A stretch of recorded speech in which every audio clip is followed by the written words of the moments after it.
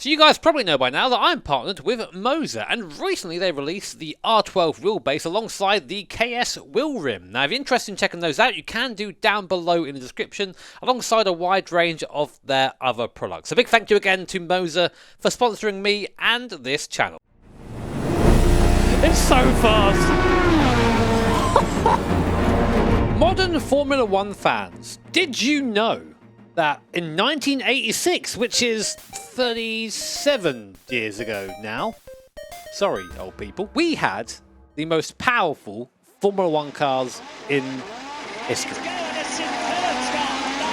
Modern F1 is all about reliability. You have a limited amount of engines you can use per season, a limited amount of gearboxes, hybrid components, all that. And if you go over that, you end up receiving a penalty. In fact, it's quite rare nowadays to see cars actually retire from mechanical problems in F1. Sometimes maybe you get 2 or 3 cars a race drop out, but back in the 80s, oh my god, you'd be lucky if half the field made it to the end of the race.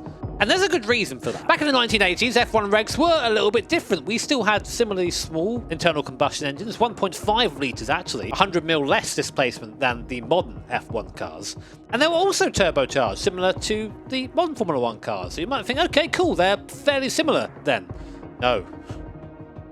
No, they're not. For example, a modern F1 car has about 1,200 horsepower per tonne, which is a hell of a lot. Don't get me wrong, that's an insane amount of power. But if you were driving a Benetton BMW back in 1986, your car made 2,500 horsepower per tonne for 2 laps. Cars would have specifically built qualifying engines and qualifying drivetrains that only had to last for 3 or 4 minutes at full chat to try and get the best lap possible. Some of these cars were making nearly 1,400 brake horsepower at 80 psi of boost. That's 5.5 bar if you're on this side of the ocean. And these cars in qualifying trim were referred to as grenades because they blew up a lot.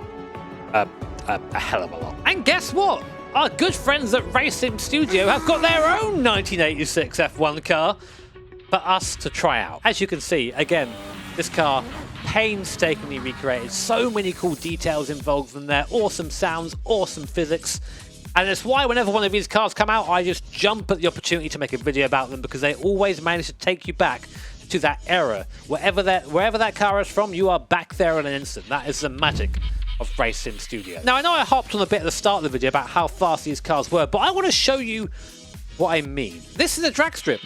Next to me is a modern Formula 1 car, and I'm going to see if I can beat it over a distance of 1,000 meters before getting into the main event and driving this car around the circuit. All right, I'm going to start in second gear here, I think.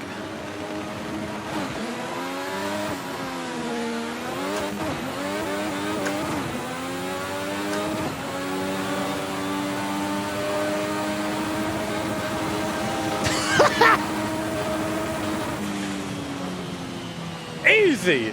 I've got a feeling this is going to be one of those videos where I'm sweating afterwards, but who cares? You know, I figured, if I'm going to have 1 lap in this car before it explodes, I might as well make it a good lap. We're back at the Nordschleife, because why the hell not? I'm going to be driving here in real life soon, so this is a good way to practice, maybe? But we've got the full qualifying spec on the car. Qualifying tyres that are going to just about make it round the lap. We've got qualifying engine, which is probably not going to make it round the lap in terms of wear, but we'll give it our best shot. And 100% boost. Now, you might have noticed that in the bottom corner there, look, hello, we have a boost gauge. It's not enough. 3 bar is nowhere near enough. You're going to see what I mean in a second. I'm going to put my foot down in first gear, and you're going to see what proper turbo lag looks like. So, by the way, my foot is now firmly on the floor. Firmly. Wait for it, wait for it, wait for it. Yeah! That's a power band. Oh my god, okay, here we go.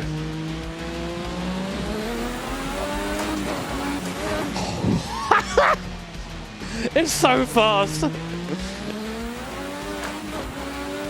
of course, oh my god. Hold on, hold on, hold on, it's fine. Oh, I don't know where to put my feet. I'm having just to react to the car. Usually you have a little bit of time to think about it into a corner. No, not here. Not here, not at all. When we hit that boost, we pretty much go straight up to 1,000 plus horsepower instantly. And whilst we do have some qualifying tyres, they're still qualifying tyres for nearly 40 years ago. Flat through here. Oh my god, little wiggle there as the car just hit the floor. You can see there our speedos just by the gear indicator down the bottom of the screen there. 323 k's, that's over 200 mile an hour. And I've got to try and steady myself for the braking zone down here. Second gear may be a little bit too low of a gear, but easy, easy, easy. On the boost, the wheel spin. On that qualifying six, it just pushes, it just bowls straight through. Look at that boost gauge, we're going round again. Easy round here, come on. Now this is where this car is going to fall down a little bit. And the slow speed stuff, it struggles a little bit. You see through here. Then, wait for it. Oh, wow, it took so long to get on the boost there. Hi, Rebel Tree. I'm fighting for my life yet again. Is it flat through here? Oh my god, it is. I'm surprised at how fast this thing is in the high speed stuff. I shouldn't be really, it's an F1 car. Even the old F1 cars have mad aero. And with the H pattern and the stick shift here, this feels like a proper, I might wrestle in this car. I've got a good amount of force feedback in this R21 right now. Enough to make me have to sort of think about when I'm going to speak. Oh, I'm scared of this bit. Second gear.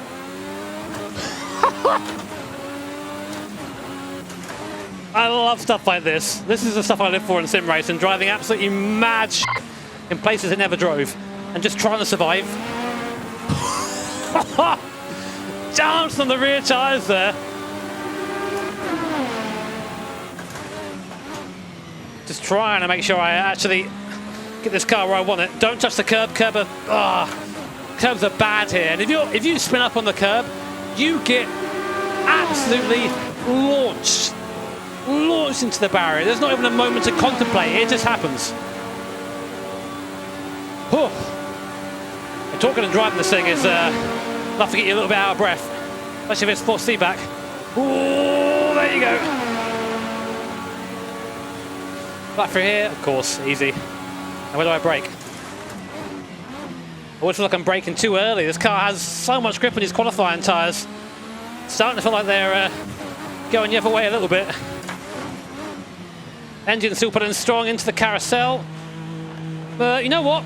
That's about as good as I think I could have taken that. And then there's just that little hesitation to get on the throttle in second gear. I know what's going to happen. Oh my god, over the curb. I didn't think I was going to survive that. Oh, I missed my bloody...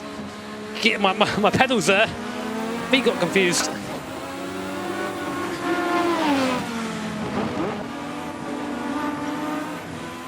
Oh my god.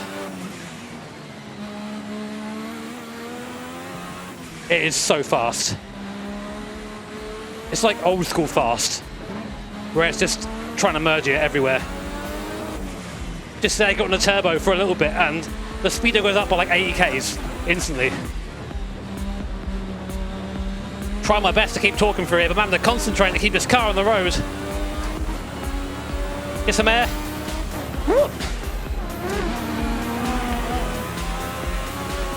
Okay. Come on, Aero, hold me down. Aero just about keeping me in the floor there. This section is insane in this car.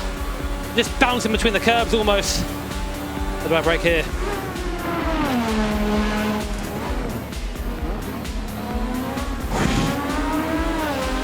Come on, car. A few more corners. Now the biggest test of this engine is down the straight. I have no idea what my lap time's going to be. I'll have to check afterwards, but it feels like it's going to be pretty damn quick.